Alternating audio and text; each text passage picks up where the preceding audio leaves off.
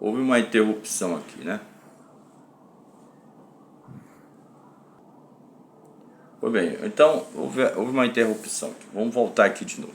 Hoje nós vamos estudar, Cristianismo, Judaísmo Errado, um canal maravilhoso que tem ajudado muitas pessoas a conhecer mais profundamente a Deus, né? Não sou o melhor de todos, não conheço mais do que todo mundo, acho que tem gente que sabe muito mais do que eu, mas estou aqui para colaborar e contribuir para que todos sejamos um, assim como Deus é um, né? Com tudo, né?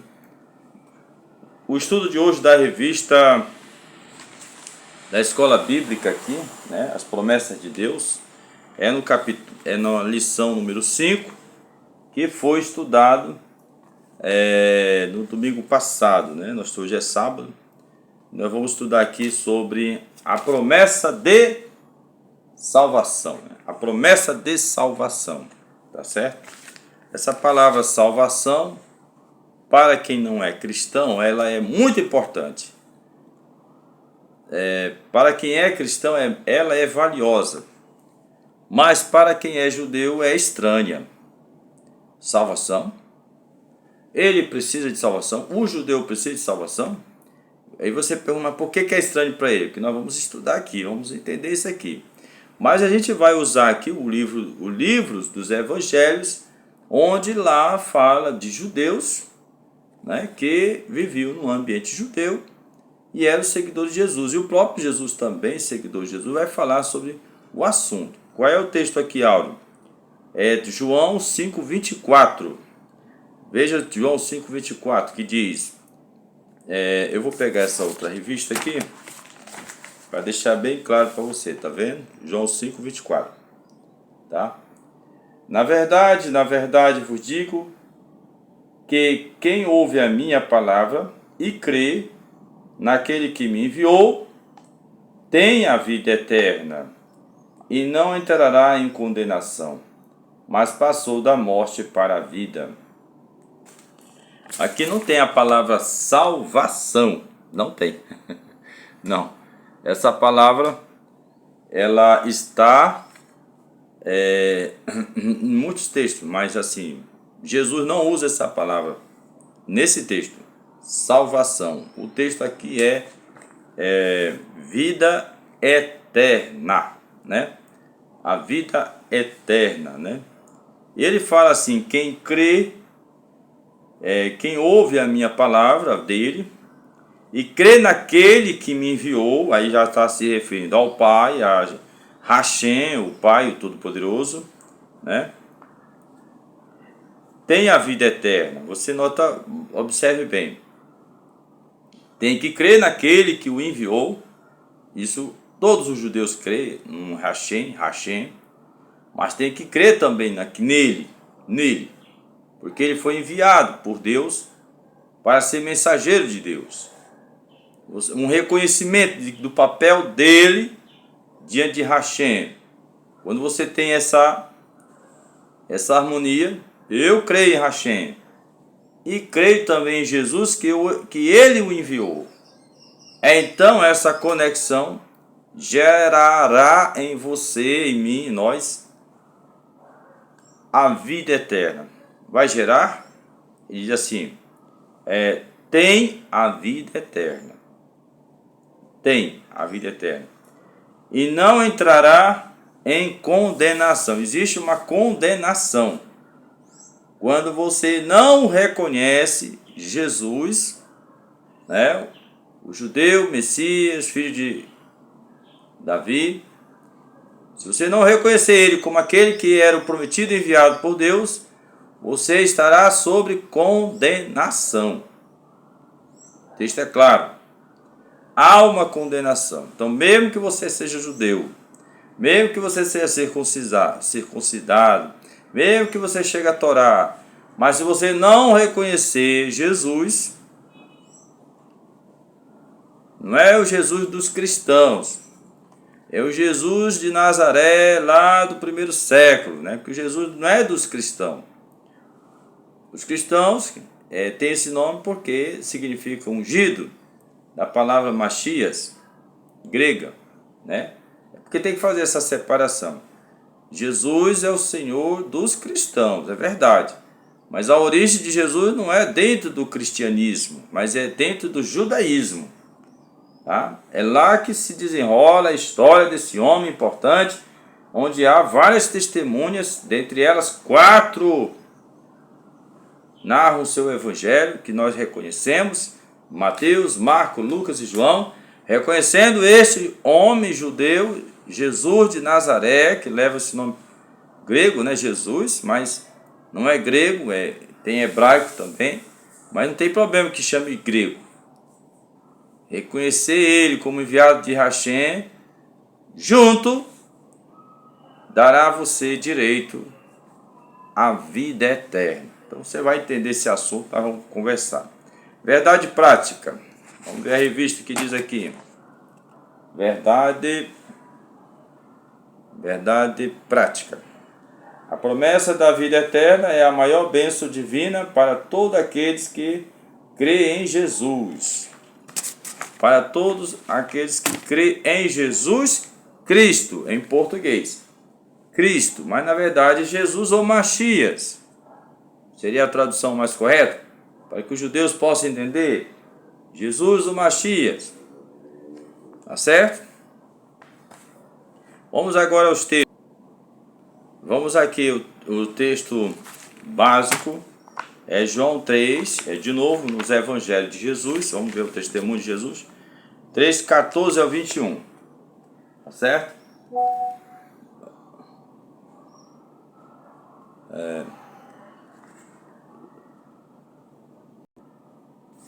Pois bem, João 3, 14 a 21. Está aqui o texto para nós considerarmos, tá certo? 14. E como Moisés levantou a serpente no deserto, assim importa que o Filho do Homem seja levantado, para que todo aquele que nele crê não pereça, mas tenha a vida eterna. Porque Deus amou o mundo de tal maneira que deu seu Filho unigênito para que todo aquele que nele crê não pereça, mas tenha a vida eterna. Porque Deus enviou seu Filho ao mundo, não para que condenasse o mundo, mas para que o mundo fosse salvo por ele. Quem crê nele não é condenado, mas quem não crê já está condenado. Portanto, não crê no nome do unigênito Filho de Deus. E a condenação é esta, que a luz veio ao mundo e os homens amaram mais as trevas do que a luz, porque as suas obras eram más. Porque todo aquele que faz mal aborrece a luz, e não vem para a luz para que as suas obras não sejam reprovadas. Mas quem pratica a verdade vem para a luz, a fim de que as suas obras sejam manifestas, porque são feitas em Deus, né? Então você acabou de ler comigo esse lindo texto de João 3, 14 a 21, é um texto muito profundo. É um texto muito profundo, é muito fácil muitos irmãos ler esse texto e achar que isso é uma coisa muito fácil de entender. Fácil de entender. Fácil de entender. Mas ele fala muitas coisas, por exemplo, aquela alegação de que Jesus é uma criação dos romanos, de Roma, né? Que a gente vê muitos judeus aí falando, Jesus foi criado por um conceito de Roma, do Vaticano, romanos. Isso cai por terra. Por quê? Veja bem, raciocine comigo. Ora, preste bem atenção. O mundo não sabia que haveria um Machias. Não sabia. O mundo não sabia a importância desse Machias. O mundo não sabia que esse Machias seria alguém muito especial. E não saberia nem a importância desse Machias. Roma tinha heróis. Falar heróis. Por exemplo, Augusto César, Tibério, né? Adriano. Foram tantos homens importantíssimos, heróis que transformaram Roma num império, num mundo gigante, cheio de levando a cultura, impondo a democracia romana para o mundo todo, matando muita gente, né, derramando muita gente, sangue, escravizando, né, oprimindo também, enfim, tornou-se um império temido no mundo. Aí aí Roma vai procurar um herói aonde? Dentro da terra de Israel. Vai procurar um herói lá dentro da terra de Israel para fazer o líder da nação mais poderosa do mundo, quando tinha outras referências, seus deuses, né? Nós, por exemplo, Vespasiano, a sua família, o general Tito, destruiu Jerusalém, destruiu o templo de Deus de Hashem. Aí de repente esse homem vai, como a gente sabe a história, Vespasiano manda inaugurar o templo de Júpiter, o seu Deus, né? Lá em Jerusalém, acho que é o templo de Júpiter, o Sol, Mitra, né? Queria colocar lá o Deus Sol, lá no lugar onde era o templo sagrado. Agora você vai ver, Roma, em vez de dar valor aos seus heróis, vai chamar um homem que morre como um bandido, morre como um criminoso, morre pela mão dos romanos, para transformá-lo na maior ícone do Império Romano, só na cabeça de quem não pensa, irmão, sabe? Para chegar a essa conclusão. Roma tinha muitas opções boas para transformar um homem em Deus, né? Mas, então eu quero dizer com isso, que essa ideia de que Jesus é uma invenção de Roma cai por terra agora mesmo, tá? Não tem isso não. Roma não ia gastar dinheiro nem tempo para divulgar uma fé que não tem nada a ver com a sua fé, né? O Império Romano era um império politeísta, era um império sangrento, poderoso, forte, não ia se desmoralizar e reduzir-se a uma adoração monoteísta. Não havia nenhuma possibilidade. Eu já comentei muito esse ponto, mas eu quero também. Por que eu falei isso? Porque veja que no Evangelho de João, aqui no capítulo 3, ele cita uma passagem da Torá, quando Deus envia serpentes para o acampamento de Israel, e lá Deus pede que ele levante uma serpente de cobre, que quem olhar para aquela serpente de cobre ficaria curado do veneno da cobra e não morreria. Então, o que salvaria a vida daquelas pessoas é uma serpente, vamos dizer assim, de cobre. Não é uma serpente biológica viva, uma serpente metálica morta, uma matéria sem vida. E olhando para ela, aí ela daria a vida às pessoas, né? Então, aí nesse caso, João diz assim, no Evangelho de João, ele faz referência assim, Jesus, o judeu de Nazaré, que daria a sua vida, que seria morto e pendurado numa cruz, que aconteceu mesmo, e quem cresce nele teria a vida eterna. Então, isso aqui é uma coisa interessante, né? Ele está mostrando que a vida eterna depende de se crer em alguém que veio morrer por mim e por você. Dar a sua vida é uma coisa que não tem sentido, mas essa é a saída, essa é a solução, né? Para nós alcançarmos a vida eterna. Então isso aqui não poderia ser ideia de Roma, não poderia ser ideia de um romano louco. Naturalmente as pessoas apedrejariam esse louco. Você quer arrumar o quê? Um herói no meio do povo judeu que vive subalterno a nós, que nós destruímos até a sua capital e transformar esse homem num herói? Isso é loucura. Então cai por terra aqui, viu? Mas vamos aqui ao texto. Vamos agora explanar, aprofundar. A gente vai entrar em detalhe nesses textos muito importantes, viu? Vamos ver aqui a introdução, tá certo? Sim, antes de eu falar sobre a introdução, nós vamos falar também sobre João 3,16, esse filho, a gente vai entender isso aqui também, tá bom? Introdução, tá aqui, ó. Vamos lá, introdução, certo? A salvação é um dos mais importantes temas das palavras da Bíblia, pois é a principal promessa de Deus para a humanidade. A doutrina bíblica da salvação leva-nos a conhecer quão grande é o amor de Deus para com o ser humano. É exatamente isso que nos mostra o Evangelho de João no capítulo 3, em que estudaremos a promessa de salvação na sua natureza e perseverança. Mais uma vez ele cita aqui a palavra de salvação. Ele diz que é um tema, tá? Realmente, se você for ler o Novo Testamento, as cartas de Paulo, né, os evangelhos, as cartas de Paulo principalmente, então fala-se desse assunto, salvação, sair da condenação. Nós estamos sendo julgados ou para sermos condenados ou para sermos absorvidos. E se formos absorvidos, nós teremos que a salvação. Lembra a história da serpente, né? Se você olhar para a serpente de cobre, você seria julgado e absorvido. A morte não alcançaria. Se você não olhasse para aquela serpente, você estava condenado, porque você desobedeceu uma ordem divina meio esquisita, né? Para salvar, não tomou nenhuma vacina, nenhuma injeção, nem nada. É só olhar para a serpente. Então, havia um julgamento ali para decidir a vida da pessoa, né? Quem cresce, seria salvo. Quem não cresce, então é a questão de crer. A crença, a fé, salva a vida nesse momento, tá bem? Nós vamos estudar isso no capítulo 3 e nós vamos prosseguir.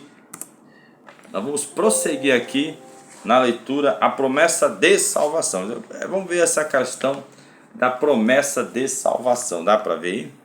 Muito bem, né? Depois a gente passa para o outro lado, né?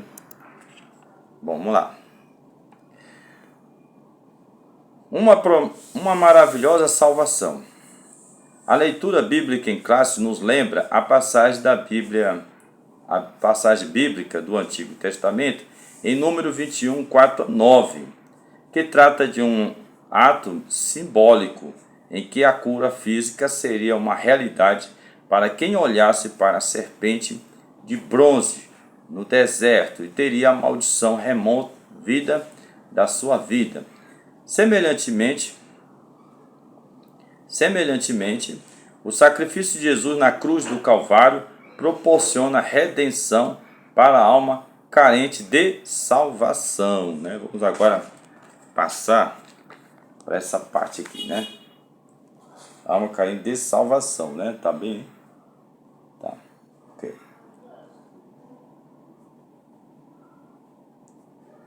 Dessa forma, o amor de Deus é revelado nas Escrituras de uma maneira que não se pode mensurar, ao ponto de entregar o seu Filho único para salvar aquele que crê.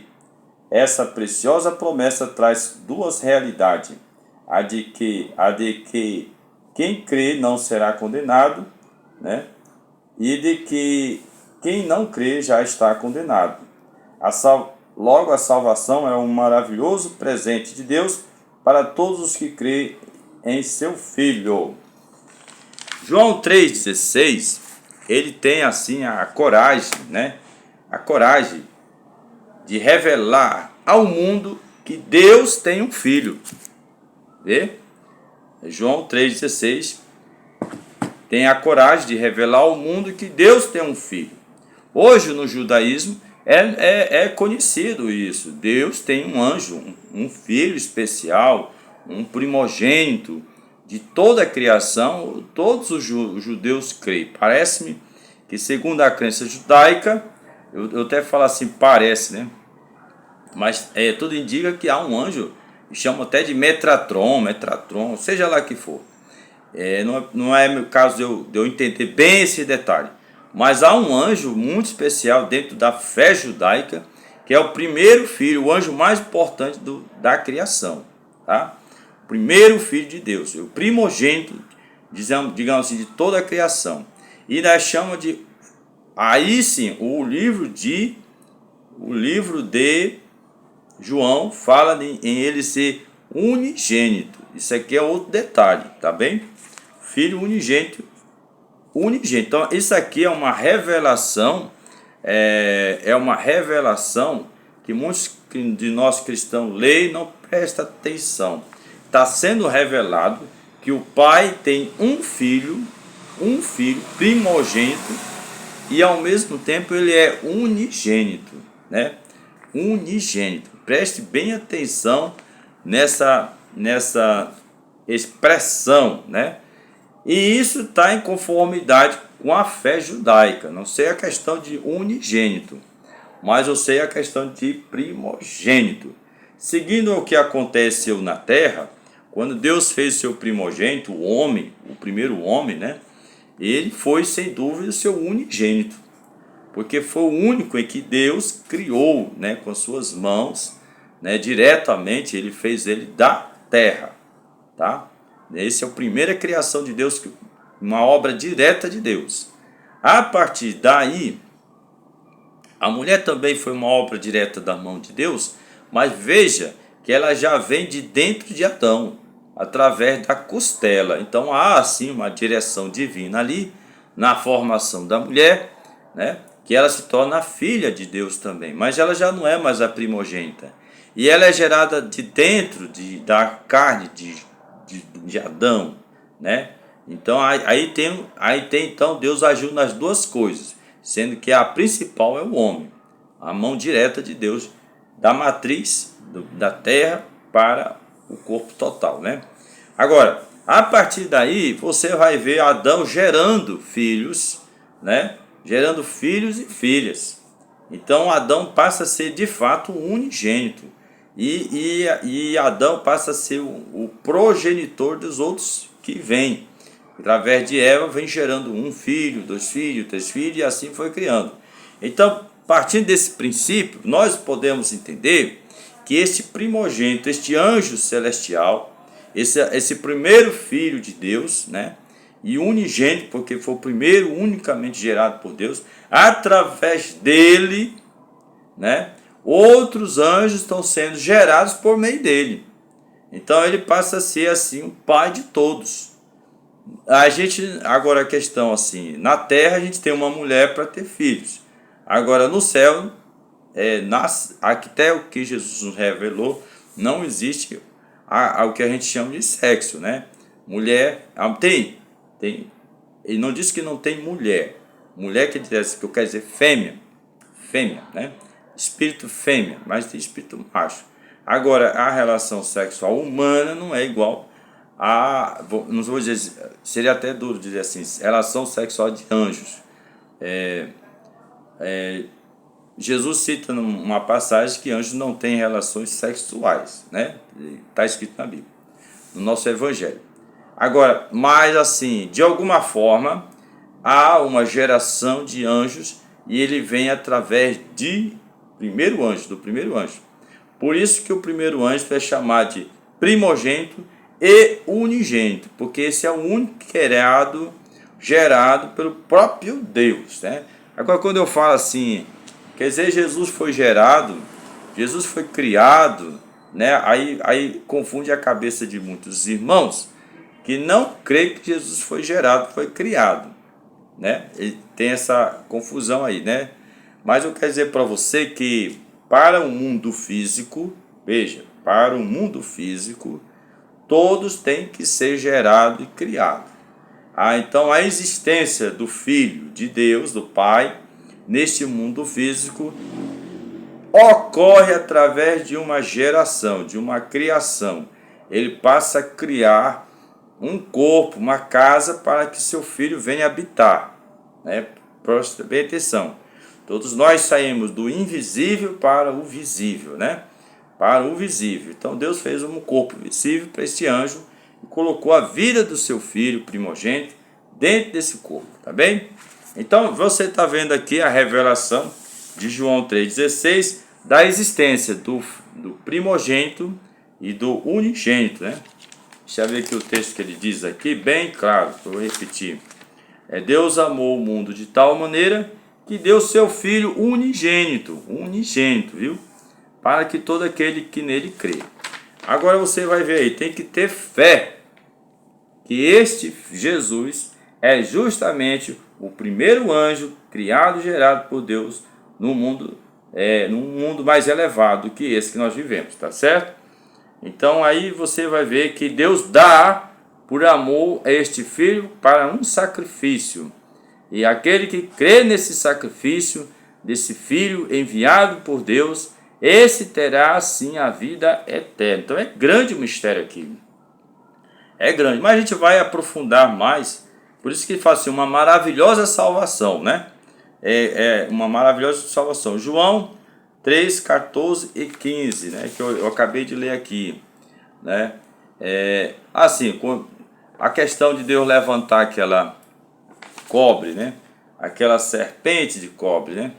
Porque você vê como é que uma serpente de cobre pode salvar, né? Tentando em questão aqui. Como é que uma serpente de cobre pode salvar? Bem, aí é a sua fé. Deus falou, se você olhar para aquela serpente, você salvará da morte. O veneno da cobra não vai lhe matar. Então você tem que ter a fé para ouvir a voz, crer e olhar. Não é para idolatrar a serpente. Tire isso da cabeça quem pensa que Deus colocou uma serpente para os homens adorar a serpente. Não era para adorar, era para olhar para ela e ser salvo, viu? Mas isso você vai ver que foi uma solução momentânea e temporária devido à grande quantidade de serpentes que estava vindo do deserto para matar o povo de Israel. Então a pessoa tinha que carregar seu filho, correr em direção onde estava aquela serpente, mostrar, olha meu filho, virar o rosto, olha, olha, olha. Aí quando você olhar, o veneno ia reduzir e acabar. Então existe sim, você judeu deve acreditar, existe um mistério, um mistério impressionante, um poder, porque nós precisamos desse sacrifício do Senhor Jesus. Nós precisamos desse sacrifício do Senhor Jesus. Porque se nós crermos no sacrifício dele, uma cura muito profunda, espiritual, vai acontecer dentro de mim e de você.